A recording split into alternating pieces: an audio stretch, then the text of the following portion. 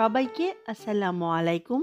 আজ আপনাদের গ্রাম্য পদ্ধতিতে ছোট বেলে মাছ দিয়ে লাউ রান্না করে দেখাবো। প্রচণ্ড গরমে এভাবে লাউ রান্না করলে আমাদের শরীরের জন্য অনেক উপকারী। আশা করি আমার আজকের রেসিপি আপনাদের ভালো লাগবে। বেলে মাছ দিয়ে লাউ রান্না করার জন্য প্রথমেই আমি নিয়েছি কাঁচামরিচ আর রসুন। এখানে আমি ৪-৫টা কাঁচামরিচ নিয়েছি আর রসুন নিয়েছি ২ টেবিল চামচের মতো। আপনি ঝাল কম পছন্দ করলে কাঁচামরিচের পরিমাণটা কমিয়ে দিতে পারবেন। কাঁচামরিচ আর রসুনটাকে আমি বেটে নিয়েছি। আজকে আমি বেলে মাছ দিয়ে রান্না করব। এখানে ৪০০ গ্রাম বেলে মাছ খুব ভালো করে ধুয়ে পরিষ্কার করে নিয়েছি। চলে যাব রান্নায়। রান্নার জন্য চুলায় একটি প্যানে নিয়ে নিচ্ছি ২ থেকে ৩ টেবিল চামচ পরিমাণ রেগুলার খাবার তেল। দিয়ে দিচ্ছি ১/২ কাপ পরিমাণ পেঁয়াজ কুচি। এবার পেঁয়াজ কুচিটাকে আমি সামান্য একটু ভেজে নিব। পেঁয়াজটা সামান্য একটু ভাজা হলেই দিয়ে দিব কাঁচামরিচ আর রসুন বাটা। এখানে ২ টেবিল চামচের মতো কাঁচামরিচ আর রসুন বাটা আছে। এবার কাঁচামরিচ আর রসুনটাকে আমি একটু কষিয়ে নিব মিনিট খানেকের মতো। কাঁচামরিচ আর রসুনটা আমি মিনিট খানেকের মতো কষিয়ে নিয়েছি। দিয়ে দিব গুঁড়া মশলা। প্রথমে দিচ্ছি ১ চা চামচ পরিমাণ হলুদের গুঁড়া, লাল মরিচের গুঁড়া দিয়ে দিচ্ছি ১/২ চা চামচ পরিমাণ। এবার লাল মরিচ আর হলুদটাকে আমি সামান্য একটু কষিয়ে নিব ৫ থেকে ৬ সেকেন্ডের মতো। এই রান্নায় আমি মশলার পরিমাণ খুবই অল্প ব্যবহার করব। এখানে কোনো ধরনের ধনিয়া বা জিরার গুঁড়া ব্যবহার করব না। সামান্য একটু পানি দিয়ে দিব ২ থেকে ৩ টেবিল চামচ পরিমাণ, যাতে মশলাটা পুড়ে না যায়। এবার মশলাটাকে আমি খুব ভালো করে কষিয়ে নিব।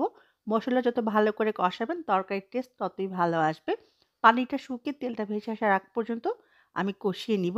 তার আগে দিয়ে দিব স্বাদ অনুযায়ী লবণ।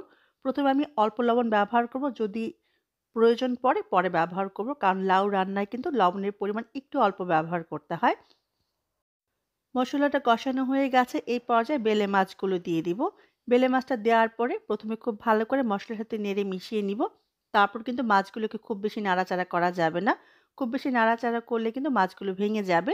এবার আমি মাছগুলোকে ঢেকে চুলা আঁচটা মাঝারি করে রান্না করে নিব ৪ থেকে ৫ মিনিটের মতো। ফিরে এলাম ৫ মিনিট পরে।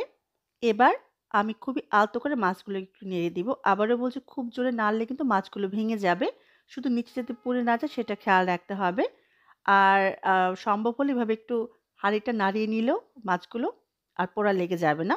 মাছগুলো আমার কষানো হয়ে গেছে। এবার আমি উঠিয়ে নিব। যতটুকু সম্ভব ঝোলটা বাদ দিয়ে শুধু মাছগুলোকে উঠিয়ে নিতে হবে। যতটুকু সম্ভব ঝোলটা রেখে শুধু মাছগুলোকে উঠিয়ে নিয়েছি। এবার এই ঝোলের মাঝে আমি লাউ দিয়ে দিব। আজকে আমি মাঝারি সাইজের একটা লাউ ব্যবহার করছি। লাউটাকে খোসাটা ফেলে খুব ভালো করে ধুয়ে তারপর কেটে নিয়েছি। লাউটা কাটার পরে ধুতে যাবে না, তাহলে অনেক বেশি পানি ঢুকে যাবে। রান্নার পরে খেতে ভালো লাগবে না। এবার লাউটাকে আমি খুব ভালো করে মসলার সাথে নেড়ে মিশিয়ে নিব। লাউ থেকে কিন্তু অনেকখানি পানি বের হয়। তাই প্রথমে লাউটাকে কষিয়ে আমি একটু রান্না করে নিব। কি পরিমাণ পানি ওঠে তার উপর ডিপেন্ড করে আমি পানি ব্যবহার করব। খুব ভালো করে নেড়ে মিশিয়ে আমি ঢেকে দিব ১৫ থেকে ২০ মিনিটের জন্য। এর মাঝে অবশ্যই কয়েকবার নেড়ে দিতে হবে। ফিরে এলাম ১০ মিনিট পরে। আবারও খুব ভালো করে একটু নেড়ে মিশিয়ে নিব। লাউ থেকে যদি বেশি পানি ওঠে তাহলে আর এক্সট্রা পানি ব্যবহার করার প্রয়োজন নেই। আজকে আমার এখানে খুব একটা পানি বের হয়নি, সেজন্য আমি সামান্য একটু পানি অ্যাড করব। আমি এখানে ১.৫ থেকে ২ কাপ পরিমাণ পানি ব্যবহার করব। আর লাউয়ের মাঝে যে পানিটা আছে এতে লাউটা খুব ভালো করে রান্না হয়ে যাবে। আবারও বলছি, লাউ রান্নায় লাউ থেকে কতটুকু পানি ওঠে তার উপর ডিপেন্ড করে পানিটা ব্যবহার করতে হবে।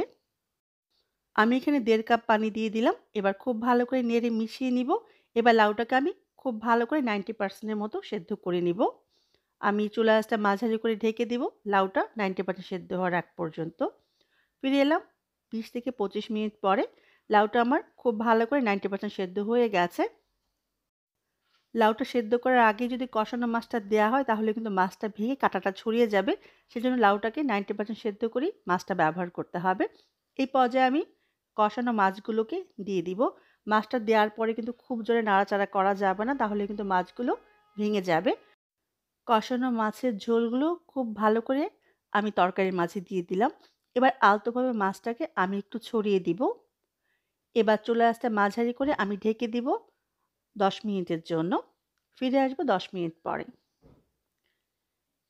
আমার রান্নাটা প্রায় হয়ে গেছে। এই পর্যায়ে আমি কিছু ধনেপাতা কুচি দিয়ে দিব ২ থেকে ৩ টেবিল চামচ পরিমাণ।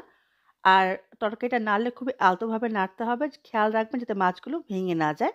আবারও আমি ঢেকে দিব ৫ মিনিটের জন্য ধনেপাতার ফ্লেভারটা তরকারিতে আসার জন্য। ফিরে এলাম ৫ মিনিট পরে। আমার রান্নাটা মাশাআল্লাহ একেবারে পারফেক্টভাবে হয়ে গেছে। লাউটাও খুব সুন্দর সেদ্ধ হয়ে গেছে। আর যে ঝোলটুকু আছে এটা নামানোর পর কিন্তু আরো অনেকখানি কমে যাবে।